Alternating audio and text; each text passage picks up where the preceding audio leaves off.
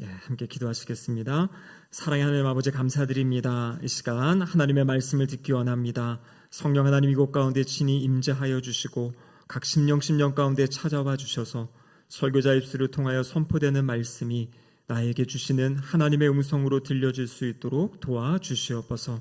주님의 말씀이 우리의 마음을 치유하시고 회복하시고 우리의 삶의 방향을 가르쳐 주시는, 또 우리의 삶의 지혜를 주시는 복된 말씀, 생명을 주시는 은혜의 말씀 되게 하여 주시옵소서. 설교자 입술을 주장하시사 하나님의 말씀이 온전히 선포될 수 있도록 붙잡아 주시옵소서. 예수님의 이름으로 기도드립니다. 아멘. 한 주간 잘 지내셨습니까?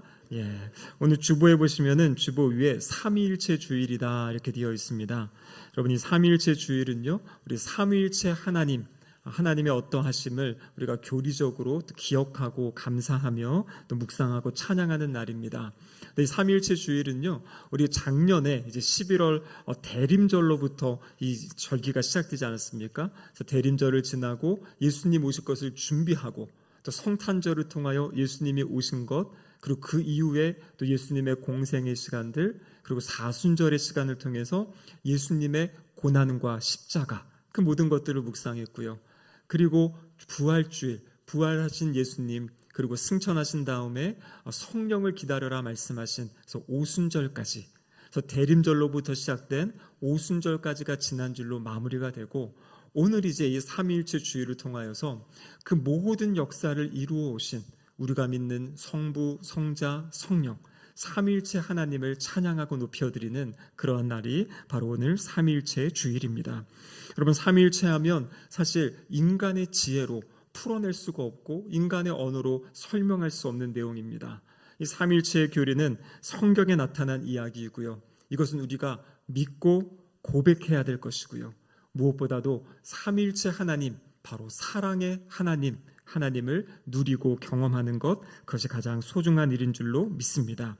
성부, 성자, 성령 하나님은요, 영원 전부터 완벽한 이 사랑의 연합으로 삼위가 일체 한 몸으로 존재하시는 바로 우리가 믿는 하나님이 삼위일체 하나님이십니다. 오늘 본문의 말씀은 이 삼위일체 하나님을 믿는 사람들, 그러면 이 하나님을 믿는 사람들의 삶의 자리, 삶의 모습이 어떠해야 하는지를 오늘 말씀을 통해 우리에게 이야기해 주고 계십니다. 특별히 우리의 삶의 자리는 여러 가지 갈등의 문제들이 있고요, 또 중요한 선택의 기로에 설 때가 있습니다. 오늘 이 본문에 이 고린도전서 8장에 보시면 바로 우상의 제물을 먹는 문제에 대해서 교회 안에 그런 다른 의견들이 있고 갈등들이 있었습니다.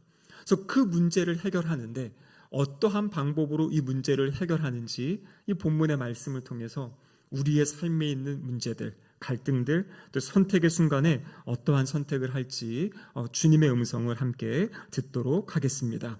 여러분, 첫 번째로는요, 우리는 한 하나님 아버지를 위해 존재한다라는 것을 기억해야 됩니다. 우리의 삶은요, 목적이 있어요. 하나님 아버지를 위하여 살아가는 것, 그것이 바로 우리의 삶의 목적이다라는 것입니다. 여러분, 오늘 본문 8장 4절에서 6절까지의 말씀에 보면 이렇게 기록되어 있죠. 그러므로 우상의 제물을 먹는 일에 대하여는 우리가 우상은 세상에 아무것도 아니며 또한 하나님은 한 분밖에 없는 줄 아노라. 비록 하늘에나 땅에나 신이라 불리는 자가 있어 많은 신과 많은 주가 있으나 그러나 우리에게는 한 하나님 곧 아버지가 계시니 만물이 그에게서 났고 우리도 그를 위하여 있고. 여러분, 오늘 여기 본문의 5절에 보면 세상에는 하늘과 땅, 신이라 불리는 많은 종류가 있다. 그래서 이 당시 로마 시대 당시에는 다신론, 이 신도 저 신도 그냥 모든 신을 그냥 함께 믿는 그런 모습들이 있었거든요. 그런데 오늘 본문에서 이야기하시는 말씀은 무엇이냐면 하나님께서는요, 그 모든 것들은 우상이고 헛것이다, 그렇게 우리에게 말씀을 하시는 겁니다. 여러분, 그렇다면 실체가 되시는 분이 누구신가? 바로 4절에 나와 있는 하나님은 한 분밖에 없다. 6절에 보시면 한 하나님 곧 아버지이시다라고 이야기하고 계십니다. 여러분, 그렇습니다. 세상의 모든 것은 헛된 우상인 줄로 믿습니다. 우리가 믿는 하나님만이 유일하신 참 하나님이십니다. 오늘 본문은 이 신명기 6장 4절의 쉐마 말씀을 배경으로 하고 있습니다. 이스라엘아 들으라, 우리 하나님 여호와는 오직 유일한 여호와이시니. 거기서 이야기하는 유일한 여호와 하나님, 유일한 하나님을 이야기하고 있는 것이지요. 여러분, 오늘 본문이 말씀하시는 그럼 이 하나님은 어떠한 분이십니까? 만물이 그에게서 났다, 이렇게 기록하고 있죠. 만물이 그에게서 났다. 이것은 바로 하나님이 이 땅의 모든 만물의 기원이 되시고 시작이 되신 것을 이야기하고 있습니다. 세상 사람들은요, 세상은 우연히 진화가 돼서 여기까지 왔다 이야기합니다. 하지만 성경은 분명히 태초에 하나님이 천지를 창조하셨다, 만물이 하나님으로부터 기원했다라는 것을 말씀하고 계세요. 이어지는 말씀에 뭐라고 되어 있습니까? 우리도 그를 위하여 있다. 우리가 그를 위하여 있다. 하나님을 위하여. 우리가 존재하는 이유는 무엇이냐면 하나님을 위하여 살아간다라는 것이에요. 이 땅에 살아가는 우리의 삶이 의미 없이 그냥 살아가는 삶이 아니라 내가 무엇을 위해 살아야 되는가, 왜 살아야 되는가? 바로 하나님을 위하여, 하나님의 영광을 위하여 살아가야 된다는 것을 말씀해주고 계신 겁니다. 여러분, 지금 이 고린도 교회에 문제가 있습니다. 우상의 이 재물을 먹어야 되냐 먹지 말아야 되냐 문제가 있는데요, 지금 하나님께서는 이 성도들에게 무엇을 먼저 기억하라고 하냐면 그 문제를 풀어가는 데 있어서 창조주 하나님을 기억하라는 것이에요. 그 문제의 해결책이 단순히 그 문제를 생각하고 고민하고 묵상한다고 풀리는 것이 아니라 먼저 하나님을 바라봐라. 그 모든 것의 출발이 하나님께 있고 우리의 삶의 목적이 하나님께 있다. 그러니까 이 문제를 풀어가는 것의 중심은 무엇이냐면 이것을 풀어가고 해결해가는 방법의 가장 중심에 누가 계셔야 된다는 겁니까? 하나님이 계셔야 된다는 것이에요. 어떻게 하는 것이 하나님께 기쁨이 될지, 어떻게 하는 것이 하나님께 영광이 될지를 이 문제 앞에서 생각하고 고민하라는 것입니다. 유일한 하나님 되신 그분을 바라보라고 이야기하고 있는 것이죠. 여러분, 이 땅을 살아갈 때 우리는 갈등 가운데 살아갑니다. 여러분, 삶이 있다는 것은 언제나 갈등이 있는 것이에요. 왜냐하면 우리의 모든 사람들은 생각이 다르지 않습니까?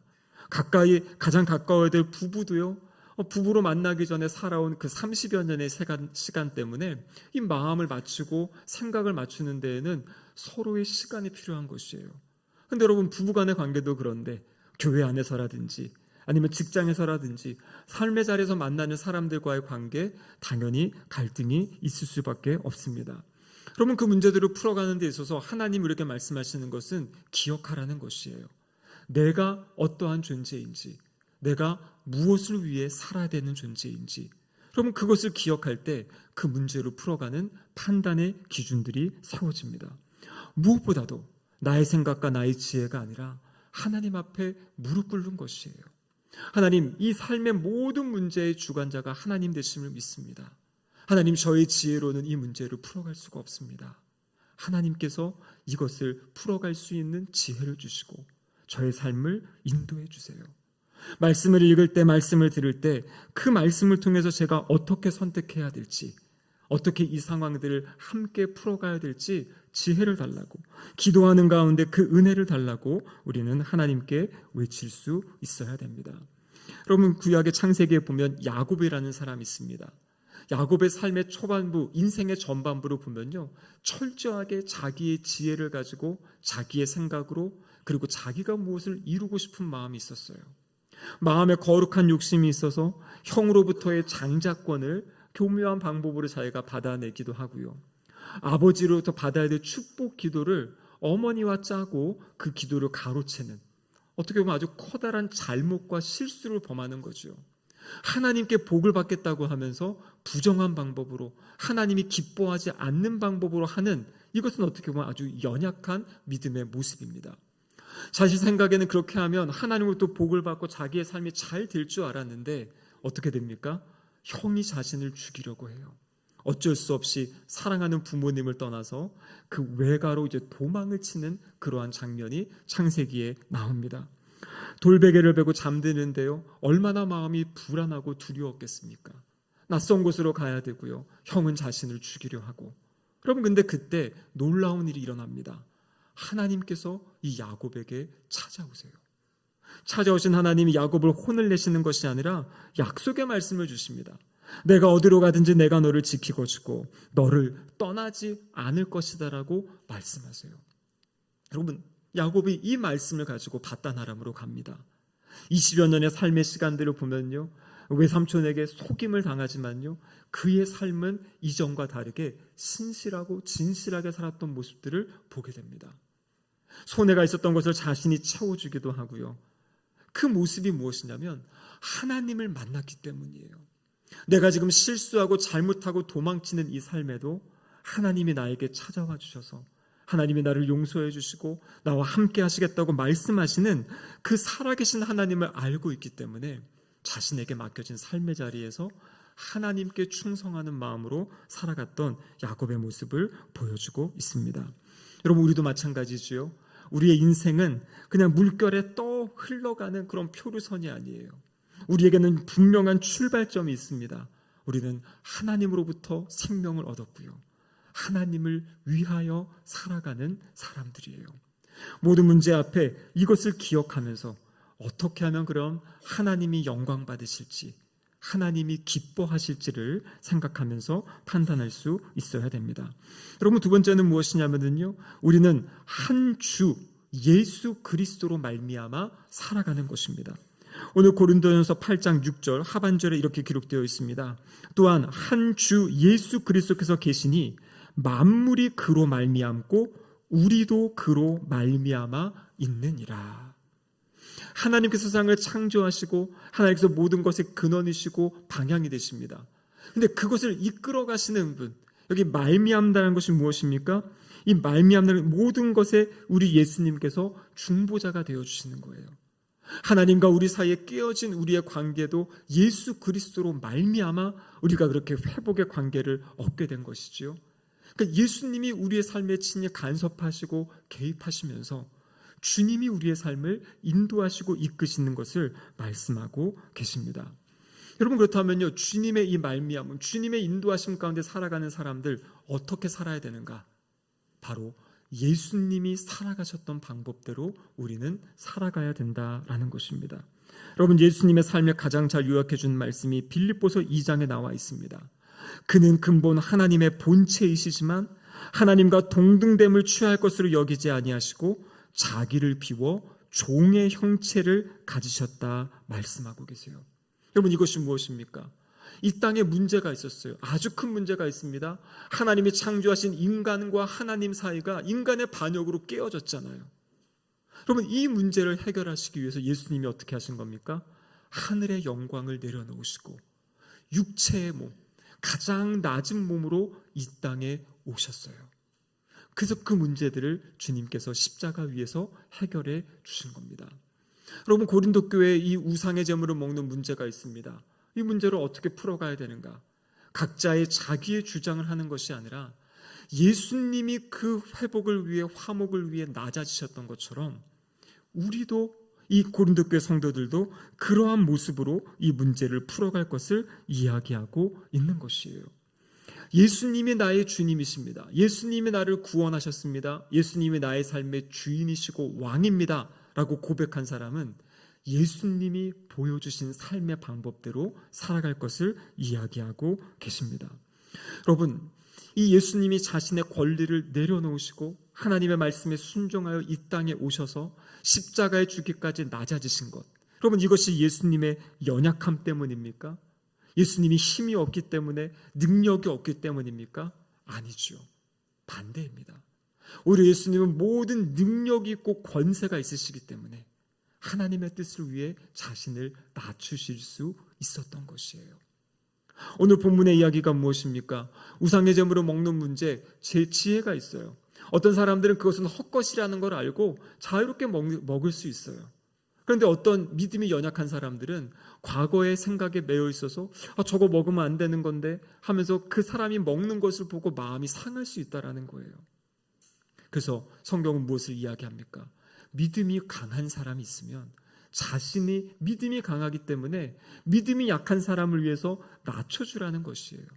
먹을 수 있는 음식이지만 먹지 않는다. 그래서 사도 바울은 마지막에 뭐라고 고백합니까? 나는 내가 이 고기를 먹는 것이 사람들에게 상처가 되고 실족하게 하는 거라면 나는 영원히 고기를 먹지 않겠다. 여러분, 믿음이 강한 사람이 보여주는 모습이에요. 우리 주님께서 그 사람 우리를 구원하시기 위해서 하나님과의 갈등의 문제, 아니 이 죄악의 문제를 해결하시기 위해서 자신을 낮추시고 내려오셨어요. 그것을 우리가 성육신이라고 하죠. 여러분, 그 주님을 믿는 우리들, 문제 앞에, 갈등 앞에 어떻게 하길 원하십니까? 자기 자신을 내려놓기를 원하시는 거예요. 믿음이 강한 사람은요, 자기의 권리를, 자기의 자유를 다른 사람을 위해, 믿음이 연약한 사람의 믿음을 세워주기 위해 내려놓는 것.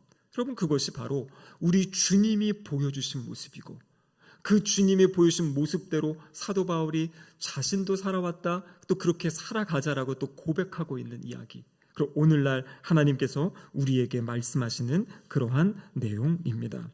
여러분, 그렇습니다. 모든 곳에서 서로가 서로의 그 주권, 서로가 서로의 어떠한 그 권리를 내려놓을 때, 여러분, 그 공동체는 하나가 되고 살아가는 것이에요. 여러분, 요즘에 우리 가정생활이 어려운 이유가 무엇입니까? 결혼하자마자 잘못된 조언을 받아요. 신혼 초에 기를 잡아야 된다. 기세를 싸움. 그럼 결혼은요, 한 몸이 되어 살아가기 위해서 살아가는 거지 누구를 기선제 앞에서 끌고 가고 이끌어가는 삶이 아니잖아요. 근데 출발이 잘못되니까 그 결혼 삶이 행복할 수 있겠습니까? 하나님의 말씀에 따라 서로가 서로를 내어주는 사람, 자신을 낮추고 다른 사람을 존중해주고 그 사람의 이야기를 들어주고 세워줄 때 그 가정 공동체가 행복한 가정이 된다라는 것이에요. 부모님도 자신의 권위로 자녀들을 몰아붙이는 것이 아니라 자녀들이 무슨 마음을 가지고 있는지 그들의 이야기를 들어줄 수 있는 것, 자신을 낮추고 들어주는 거죠.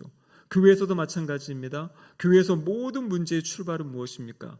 내 주장이 맞다라는 거죠. 내 생각만 맞다, 내 뜻이 맞다. 그것이 관철되지 않으면 안 되는 것처럼 그렇게 막 주장하는. 여러분, 그런데요, 하나님은요, 공동체 안에 같은 마음을 주시고 움직이시잖아요. 내가 나의 생각을 조금 내려놓을 때 하나님은 다른 사람을 통해 또 일하실 수 있다는 것을 생각할 수 있어야 됩니다. 그럼 그래서 믿음이 강한 사람은요, 믿음이 성장한 사람, 성숙한 사람은요, 진리는 당연히 우리가 타협하면 안 되죠. 하지만 그렇지 않은 일들에 있어서는 여유가 있는 것이에요. 내 뜻대로 되는 게 중요한 것이 아니라 이 모든 한 마음이 모아져서 하나님께 영광이 되는 것이 중요한 거잖아요. 사람들 마음 다 상하고 내 뜻이 이루어지면 무엇이 되겠습니까? 그것은 우리의 다른 모습이 아니겠지요. 사회생활에서도 마찬가지입니다.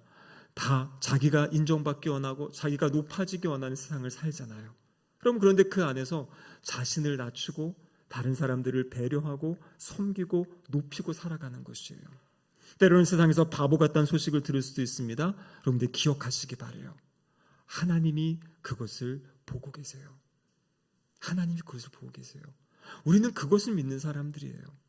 내가 행동한 것에 대한 내가 눈에 보이는 결과가 아니라 하나님이 우리의 진실한 마음을 보시고요, 우리의 삶에 하나님의 방법으로 가장 좋은 것으로 우리의 삶을 풍성하게 채워주시는 분이 바로 하나님이십니다. 눈앞에 보여지는 이익, 눈앞에 보여지는 유익, 그럼 그거를 쫓다 보면요, 그 삶은 불행한 삶이 돼요. 하지만 하나님이 모든 것을 다스리신다.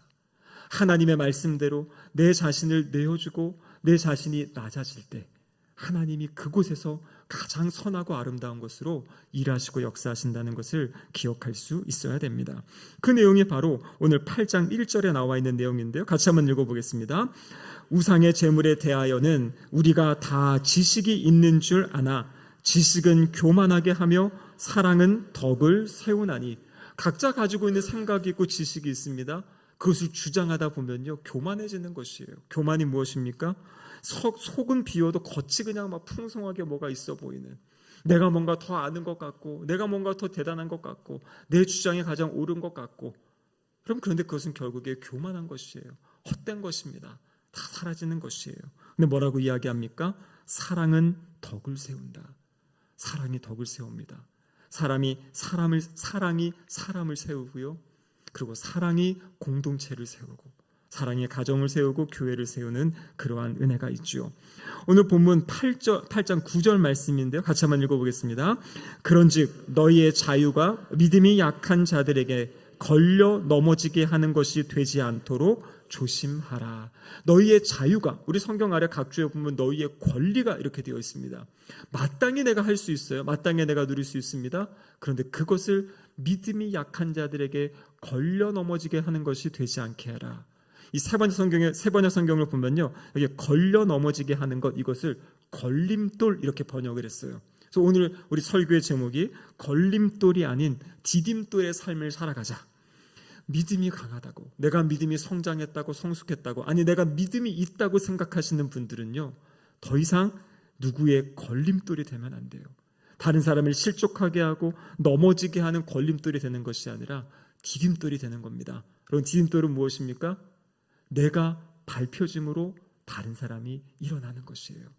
내가 낮아짐으로, 내가 죽어짐으로 다른 사람들이 살아나는 것입니다. 나를 낮추고 나를 죽이고 다른 사람이 살아나는 것. 그래서 우리가 옆에 있는 함께하는 우리 형제 자매님들을 바라보실 때 이 마음 가져야 됩니다. 오늘 우리가 읽진 않았지만요, 고린도전서 8장 11절에 보면은 뭐라고 이야기하냐면, 우리 옆에 있는 형제는 그리스도께서 위하여 죽으신 형제라. 내 옆에 나와 갈등 가운데 있는 그분이 어떤 분이냐면 예수님께서 그분을 위해서 죽으셨다는 거예요. 그만큼 주님이 사랑하시고 주님이 소중하게 존귀하게 여기는 사람이라는 거예요. 그렇기 때문에 우리가 그 마음을 가지고 그분들을, 우리의 형제와 자매들, 이웃들을 대할 수 있어야 됩니다. 여러분, 창세기 13장에 보면요, 아브라함이 조카 롯과의 갈등의 관계가 생깁니다. 하나님이 너무 많은 복을 주시니까요, 아브라함의 이 가축도 많고 롯의 가축도 많고, 그러니까 가축을 이렇게 먹이는 목자들끼리 싸움이 생기고 다툼이 생기는 거예요. 그럼 그때 아브라함이 자기 조카니까요, 내가 이렇게 할 테니까 너는 이렇게 해라라고 충분히 이야기할 수 있습니다. 근데 아브라함은 어떻게 합니까? 자신의 권리를 그냥 내려놓아요. 조카에게 뭐라고 이야기하냐면, 네가 좌측을 선택하면 내가 우측으로 가겠다. 네가 우측을 선택하면 내가 좌측으로 가겠다. 아브라함의 마음에는요, 하나님의 약속의 말씀이 있잖아요. 하나님이 나를 통해서 이 땅을 차지하게 하시고 우리 후손을 통해서 하나님의 역사를 이루어 가실 것이라는 그 뜻이 있기 때문에 그냥 롯이 어디를 선택해 가든 자기가 그 반대 지역에 가도 하나님이 나의 삶에 일하시고 역사하실 것이라는 그 믿음이 있는 것이에요. 나의 생각, 나의 계획, 그것을 뛰어넘는 하나님의 역사심을 믿는 믿음이 있을 때 사랑으로 자신의 권리를 내어놓을 수 있다라는 것입니다. 여러분, 그렇습니다. 우리가 믿는 하나님, 삼위일체 하나님은요, 성부, 성자, 성령, 삼위가 사랑의 끈으로 묶여 계세요. 그렇기 때문에 그 하나님을 믿는 우리의 삶은요, 바로 이 사랑으로서 세워주고 일으켜주고 살려주고 덕을 세우는 삶입니다. 오늘 본문에는요, 이 성부 하나님, 성자 예수님이 나왔는데, 그럼 성령 하나님은 어디 계신가? 이렇게 생각하실 수 있어요. 여러분, 그런데 그 예수 그리스도를 주라고 고백하는 것, 그럼 그 자체가 누구의 역사이십니까? 성령 하나님의 역사예요. 고린도전서 12장 3절에 보면 이렇게 기록되어 있죠. 함께 읽어보겠습니다. 성령으로 아니하고는 누구든지 예수를 주시라 할 수 없느니라. 이미 예수님을 주님이라고 고백하는 자체가 성령님께서 우리 안에 역사하신 겁니다. 여러분, 그리고요, 자신을 낮춘다는 것은 사랑이잖아요. 우리 마음에 그런 사랑이 있습니까? 없어요. 여기서 말하는 사랑은 그냥 사랑이 아니라 하나님이 우리를 사랑하신 그 사랑, 예수님이 우리를 사랑하셔서 자신을 낮추신 그 사랑이죠. 이 사랑을 성경은 아가페 사랑이라고 이야기합니다. 여러분, 이 사랑은요, 우리 마음에서 생겨날 수가 없어요. 그래서 로마서 5장 5절에 보면 이렇게 말씀하고 계세요. 같이 한번 읽어보겠습니다. 소망이 우리를 부끄럽게 하지 아니함은 우리에게 주신 성령으로 말미암아 하나님의 사랑이 우리 마음에 부은 바 됨이니. 하나님의 사랑, 그 아가페 사랑이 우리 마음에 부어진다 그래요. 누구를 통해서? 성령 하나님을 통해서. 그래서 우리가 성령의 충만을 구한다는 것은요, 하나님의 그 사랑을 구하는 것이에요. 하나님의 사랑이 내 마음 가운데 충만할 때, 여러분, 우리가 그 사랑을 흘려보낼 수 있는 힘이 생기고 그 여력이 생긴다는 거예요. 내가 그 사랑에 메말라 있으면, 내가 지쳐있고 힘들어 있으면 사랑 줄 수가 없잖아요. 근데 성령 충만함을 통해 하나님의 사랑이 내 마음 가운데 충만하고 가득할 때 우리도 주님처럼 자신을 낮추고 다른 사람을 섬기는 그러한 사랑의 삶을 살아갈 수 있다 말씀하고 계십니다. 우리의 지식이 교만이 아니라 사랑으로 나타날 수 있도록, 또 우리의 자유와 권리가 다른 사람에게 걸림돌이 아니라 디딤돌이 되는 삶, 여러분 이러한 삶을 한번 꿈꿔보시기를 바라요. 나의 힘으로 할 수 없으니까요, 기도하시면서 하나님, 제가 이렇게 주님 말씀하신 그러한 삶을 살고 싶습니다. 다른 사람을 세워주고 일으켜주는 디딤돌의 삶, 그러한 삶 살게 하여 주세요라고 아주 멋진 기도를 하는 우리 신길동교회 성도님들 되시기를 주님의 이름으로 축복합니다. 아멘. 기도하시겠습니다.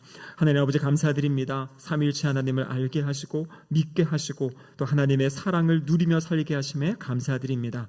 이제 우리도 그 사랑을 전하며 또 그 사랑을 증거하며 살아가는 우리 모두가 되게 하여 주시옵소서. 예수님의 이름으로 기도드립니다. 아멘.